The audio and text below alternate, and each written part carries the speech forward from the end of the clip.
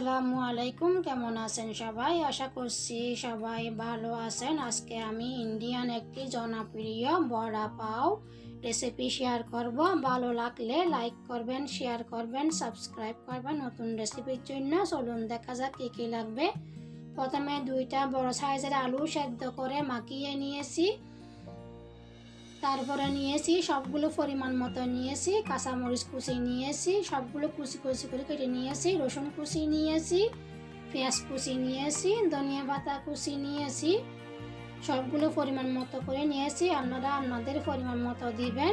সবগুলো দিয়ে দিচ্ছি। হাফ চামচ দিচ্ছি বিট লবণ বা পিঙ্ক সল্ট, আর হাফ চামচ দিয়েছি হলুদের গুঁড়া, হাফ চামচ দিচ্ছি গরম মশলা, হাফ চামচ দিচ্ছি লাল মরিচের গুঁড়া, 1 টেবিল চামচ পরিমাণ দিচ্ছি সরিষার তেল। আপনারা যে কোনো তেল দিতে পারেন, কোনো সমস্যা নাই। হাত দিয়ে সবগুলো ভালো করে মাখিয়ে নিচ্ছি। সম্পূর্ণ মাখানো হয়ে গেছে। এখন আমি গোল গোল করে বল করে যেরকম আলুর চপ বানাই ওরকম করে সবগুলো বানিয়ে নিচ্ছি। আপনারা চাইলেও একদম গুলো করতে পারেন, ওটা আপনাদের পছন্দ। সবগুলো এভাবে বানিয়ে নিয়েছি। একটা বাটির মধ্যে 1 কাপ নিয়েছি বেসন, হাফ চামচ নিয়েছি লবণ, হাফ চামচ দিয়েছি মরিচের গুঁড়া, একটু দিচ্ছি হলুদের গুঁড়া। সবগুলো ভালো করে মিক্স করে একটু একটু পানি দিয়ে একটা ব্যাটার তৈরি করে নিব। বেশি ঘন করা যাবে না, বেশি পাতলাও করা যাবে না, ওইরকম করে তৈরি করে নিচ্ছি। দেখুন এরকম হবে একদম।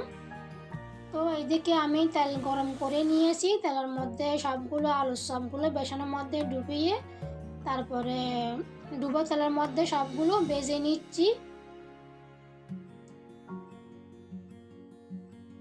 তেলে দিয়ে দিচ্ছি, সবগুলো এভাবে ভেজে নিচ্ছি।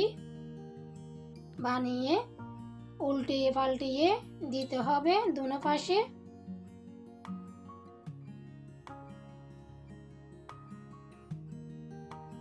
দুনো পাশে ভাজা হয়ে গেছে। এখন আমি সবগুলো আলুর চপ উঠিয়ে নিচ্ছি। তারপর আমি কাঁচামরিচ ভেজে নিব। কাঁচামরিচগুলোকে প্রথমে আমি ধুয়ে ভালো করে মুছিয়ে নিয়েছি, তারপরে একটু একটু করে কেটে দিয়েছি যেন ভাজার সময় গায়ের মধ্যে ফেটে না পড়ে। তো এরকম ডুবো তেলের মধ্যে ভাজতে পারবো না, এরকম হালকা হালকা করে ভেজে নিতে হবে। ডুবো তেলের মধ্যে ভাজতে গেলে গায়ে পড়তে পারে ফেটে। সেই জন্য এদিকে আমি নিয়েছি পুদিনা পাতা নিয়েছি হাফ ধনিয়া পাতা নিয়েছি, 1 টুকরা লেবু নিয়েছি, ছোটো একটা আদা নিয়েছি, আর একটা রসুন নিয়েছি, রসুনের কোয়া নিয়েছি। এই সবগুলো দিয়ে চাটনি বানিয়ে নিচ্ছি। এখানে আমি কোনো কাঁচামরিচ দিই নাই, একটু দিয়েছি লবণ আর একটু পানি দিয়ে চাটনি তৈরি করে নিচ্ছি। তো আপনারা চাইলেও কাঁচামরিচ দিতে পারবেন, আমি কাঁচামরিচ দিই নাই কারণ ঝাল বেশি হয়ে যাবে সেজন্য। আর এখানে নিয়েছি আলুর বন নিয়েছি, আপনারা চাইলে যে কোনো বন নিতে পারেন। যে মরিচগুলো ভেজে নিয়েছি ওই মরিচের মধ্যে একটু লবণ ছিটিয়ে হাত দিয়ে ভালো করে মাখিয়ে নিচ্ছি, কারণ বেশি জাল হলে জালটা কম লাগবে। দেখুন একদম বনগুলো একদম তুলতুলে নরম। তো এই বনটা দিয়ে যদি পাঁচটা পাও বড়া পাও খাও তাহলে কোনো খবরও হবে না আপনার কতগুলো খাইছেন। এত মজা এত মজা।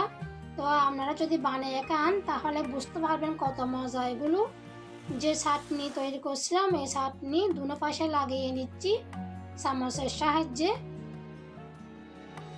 দেখুন এরকম। এখন দিয়ে দিব যে আলুর চপগুলো তৈরি করছি ওই আলুর চপগুলো দিয়ে দিচ্ছি। তো আমরা প্রায় সময় এগুলো 7 বাজার থেকে কিনে খাই। তো আমাদের খুব ভালো লাগে, ঘরের মধ্যে আমরা অনেকবার বানিয়ে খাইছি আর কাঁচামরিচটা দিয়ে দিয়েছি। তো আমাদের খুব খুব ভালো লাগে, আমরা একজন 2-3টা খাইতে পারি ওই রকমই চাটনির সাহায্যে। আপনারা চাইলেও কাঁচা পেঁয়াজ দিতে পারবেন। তো খুবই খুবই সুস্বাদু। আপনারা ঘরের মধ্যে ট্রাই করবেন অবশ্যই। ভালো লাগলে লাইক করে দিবেন, শেয়ার করে দিবেন। আর ইন্ডিয়ান জনপ্রিয় বড়া পাও বা পাও রেসিপিটা আপনারা ঘরের মধ্যে বানিয়ে খাবেন। আপনাদের আশা করি খুব ভালো লাগবে। এটা যে কোনো কেউ খাইতে পারে, সবার ভালো লাগবে। আপনারা অবশ্যই ট্রাই করবেন রেসিপিটি।